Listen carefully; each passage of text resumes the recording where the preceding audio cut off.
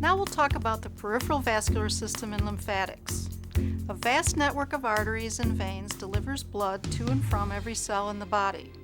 Similarly, a network of lymphatic vessels drains lymph. Without the proper functioning of these two systems, our cells could not survive. That's why your ability to examine these systems is vital. In this program, you'll see how to assess them by examining the arteries, veins, and lymph nodes in the arms and legs. During the examination, you'll see normal findings. In daily practice, you may see similar findings, normal variations, or abnormal findings.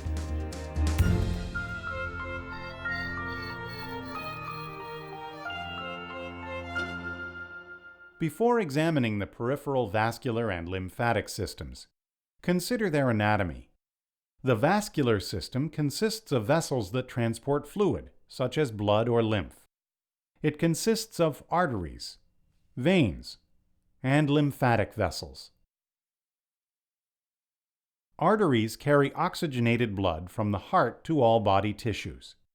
Each heartbeat creates a pressure wave that makes the arteries expand and then recoil. However, this pressure wave, or pulse, can only be felt where arteries lie close to the skin and over a bone. In the arms, the pulse is palpable in the brachial artery at the antecubital fossa, radial artery on the flexor aspect of the wrist, and ulnar artery. In the legs, the pulse can be felt in the femoral artery in the groin, the popliteal artery behind the knee, dorsalis pedis artery on the foot, and posterior tibial artery behind the medial malleolus. Veins drain deoxygenated blood from the tissues and return it to the heart. The arms have two types of veins.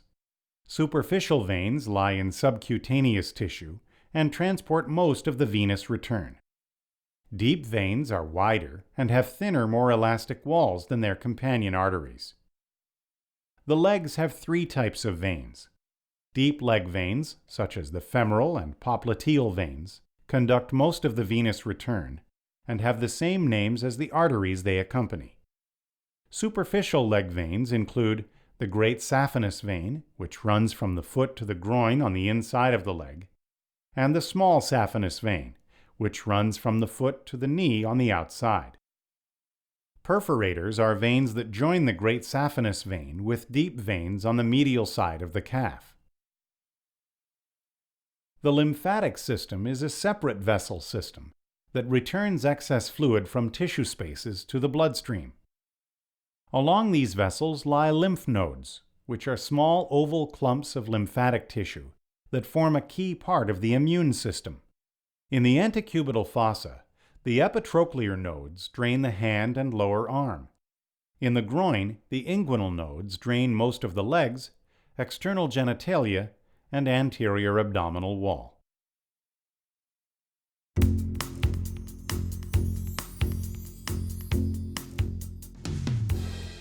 Mr. Malik, now I'm going to examine your hands. Would you hold them out for me, please? Because you would have checked the person's blood pressure earlier, start the arm examination by inspecting his hands. Note the color of the skin and nail beds, as well as the skin's temperature, texture, and turgor. Check for any edema or lesions. The arms should be the same size, with no scars or other lesions. Also, view the fingers in profile to detect clubbing. Normally, the nail bed angle is 160 degrees.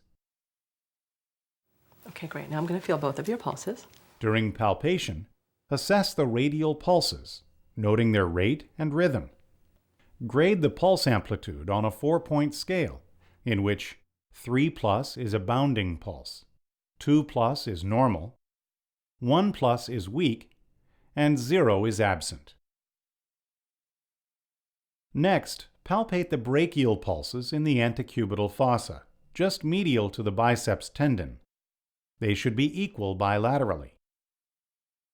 Then palpate each epitrochlear node by supporting the person's arm, reaching your other hand under his elbow, and feeling in the groove between the biceps and triceps muscles above the medial epicondyle.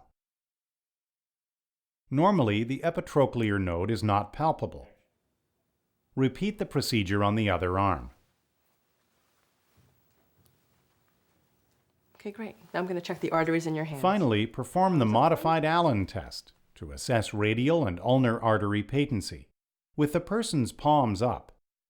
Compress the ulnar and radial arteries of one hand, and have the person make a fist several times. His palm should blanch. While keeping the arteries compressed, have him open his hand. Then release the ulnar artery only. The hand should turn pink in 2 to 5 seconds. Okay, great, Mr. Malik. I'm going to have you lie down now so I can examine your legs. To examine the person's legs, have him lie down and drape his genitalia while exposing his legs. Then inspect both legs, noting skin color, size, including swelling or atrophy, hair distribution, venous pattern, and any lesions or ulcers. The leg color should match the rest of the body, and the legs should be symmetrical and evenly covered with hair, and have a flat, barely visible venous pattern with no lesions. In an older person, you may see trophic changes, such as thin, shiny skin, thick ridged nails, and hair loss on the lower legs. These changes are usually caused by arterial insufficiency, but can also result from normal aging. Okay, I'm going to take a look at your legs now. Okay. Diabetes mellitus is common among blacks, Hispanics, Native Americans, Aboriginals, and obese individuals. In these people, be especially alert for leg vessel changes caused by diabetes, such as coolness, pallor, diminished pulses, thin, shiny skin, and foot ulcers. Great, I'm going to have you bend each leg slightly. If the lower legs look asymmetrical, measure the calf circumference with a tape measure held at the widest point in the same place on each leg. The measurements should be within 1 centimeter of each other. Perfect. During palpation, assess the skin temperature, comparing symmetrical spots. The skin should feel warm and equal bilaterally. Now test for calf tenderness by flexing the person's knee and gently pressing his calf muscle against the tibia. Now, does this hurt or feel tender? No. This maneuver should cause no tenderness. And how about this one? No. Great. Then palpate the inguinal lymph nodes. Okay, Mr. Malik, I'm just going to feel the lymph nodes in your groin now. Okay. If palpable, the nodes should be 1 centimeter or less, movable, and non-tender. Next, palpate the peripheral arteries, starting with the femoral pulse. With your fingers just below the inguinal ligament, halfway between the pubis and anterior superior iliac spine, press firmly and then release slowly. If the femoral pulse is difficult to find, such as in an obese person, ask him to bend his knee to the side in a frog-like position. Next, assess the popliteal pulse. With the person's leg extended and relaxed, anchor your thumbs on his knee. Then curl your fingers around behind it and press the artery against the bone. Usually, the pulse is just lateral to the medial tendon. If you have difficulty finding the popliteal pulse, turn the person over. Great. I'm going to have you bend the one leg just a little bit. Lift his lower leg and rest it against your arm. Then press deeply into the popliteal fossa with both thumbs. Okay, good. Okay, Mr. Malik, I'm going to have you lie on your back again. Okay.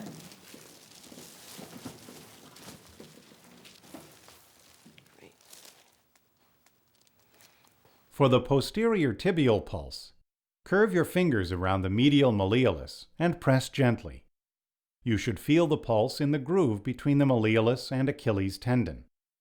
If not, have the person dorsiflex his foot to make the pulse more accessible. For the dorsalis pedis pulse, lightly palpate just lateral to the extensor tendon of the big toe. Remember to palpate the posterior tibial and dorsalis pedis pulses on the opposite foot.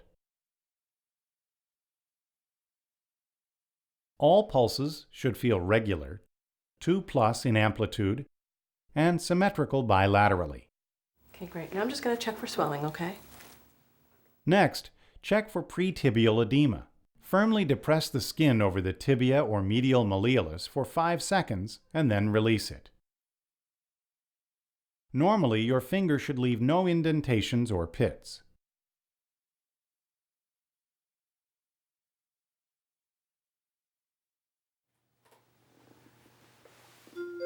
In a pregnant woman, you may see diffuse bilateral pitting edema, especially at the end of the day and in the 3rd trimester. Although this woman doesn't have varicose veins, you may also see them, especially in a multiparous woman. Okay, great. Now I'm going to have you stand up and face the exam table, okay? All right. Great. Next, have the person stand so that you can assess his leg veins. Have you hold your gown up for me a little bit? Perfect. They should not be visible, dilated, or tortuous. Mr. Malik, now I'm going to examine the veins in your lower legs, okay? Okay. Although this man doesn't have varicose veins, use the manual compression test to test varicose veins for valve competence. With the person standing, place one hand on the lower part of the vein and compress it with your other hand about 15 to 30 centimeters higher. Your distal fingers should feel no change. I'm just going to ask you to lie back. All right. Use additional techniques to assess possible vascular problems in the legs. I'm going to raise both your legs with my arm. For example, if you suspect an arterial deficit, And just wiggle your feet around for me a little bit if you would. check for postural color changes. With the person supine, raise his legs about 30 centimeters off the table and have him wag his feet for 30 to 60 seconds to drain the venous blood. In a light-skinned person, this may cause the feet to look a little pale, but they should still be of normal skin tone. In a dark-skinned person, postural color changes may be difficult to see. However, extreme color changes should be visible on the soles. Now I'm going to ask you to sit up. Now have the person sit up and dangle his legs over the side of the table. Compare the color of both feet, and note the time it takes for the color to return to them, usually 10 seconds or less. Also note the time it takes for the superficial veins in the feet to fill, usually about 15 seconds. Great. Now I'm going to ask you to lie back again. Okay. If the leg pulses are weak, use a Doppler ultrasonic stethoscope to magnify them. After putting coupling gel on the handheld transducer, place it over a pulse site, swiveled at a 45-degree angle. You should hear a swishing or whooshing sound. To determine the ankle brachial index, place a blood pressure cuff above the ankle and determine the systolic pressure of the posterior tibial or dorsalis pedis artery. Then take the systolic pressure of the brachial artery in both arms and use the higher number. To get the ankle brachial index, divide the ankle systolic pressure by the brachial or arm systolic pressure. The ankle brachial index should fall between 1 and 1.2. An index of 0.9 or less suggests peripheral vascular disease. Mr. Malik, that concludes our examination for today. Great. Do you have any questions for me? Actually, Once yeah, you're I done think examining the the peripheral recommendation vascular and is lymphatic systems, discuss your findings with the person and answer his questions. About Also, how teach him often or how to long? promote his health and provide 3 days a self-care. week, 20 minutes each time. Well, that's actually pretty good.